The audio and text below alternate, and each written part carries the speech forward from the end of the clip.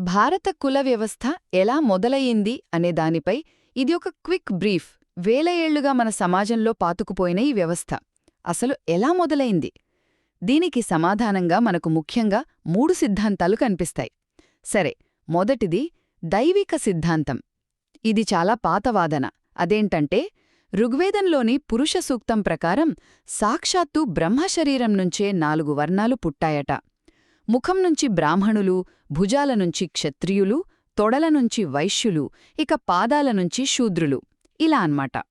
దీనివల్ల ఏమైందంటే, ఈ వ్యవస్థను ఎవరూ ప్రశ్నించకూడదు, మార్చకూడదు అనే ఒక పవిత్రతను ఆపాదించారు. ఇక రెండవది సామాజిక కారణాలు. ఇందులో మళ్ళీ 2 వాదనలున్నాయి. ఒకటి, భారతదేశానికి వచ్చిన ఆర్యులు స్థానిక ద్రావిడులపై ఆధిపత్యం కోసం తమ జాతి స్వచ్ఛతను కాపాడుకోవడానికి ఈ వ్యవస్థను తెచ్చారని అంటారు. ఇంకో వాదన ఏంటంటే వృత్తి సిద్ధాంతం. అంటే, చేసే పనులను బట్టి గౌరవం, హోదా ఇచ్చారు. మంచి పనులు చేసేవాళ్లు ఉన్నత వర్గమని, మిగతా పనులు చేసేవాళ్లు తక్కువ అని. అవే మెల్లగా కులాలుగా మారిపోయాయి. ఫైనల్గా డాక్టర్ బిఆర్ అంబేడ్కర్ విశ్లేషణ. ఇది చాలా ముఖ్యమైనది. ఆయనేమంటారంటే, కులమనేది ఒక క్లోజ్డ్ క్లాస్ లాంటిది. అంటే బయటివాళ్లకి ఎంట్రీ లేదన్మాట. దీనికసలు కారణం అంతర్వివాహం. అంటే తమ కులంలోనే పెళ్లి చేసుకోవాలి అనే రూల్. ఆయన చెప్పిన ఒక మాట చూడండి.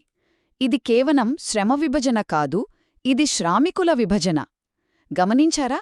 అంటే ఇది పనిని కాదు, మనుషుల్నే విడగొడుతోంది. సో చూశారుగా, కుల వ్యవస్థ పుట్టుకకు ఒక్కటే కారణం లేదు. మత, సామాజిక, రాజకీయ అంశాలన్నీ కలిసే ఈ సంక్లిష్టమైన వ్యవస్థను తయారుచేశాయి.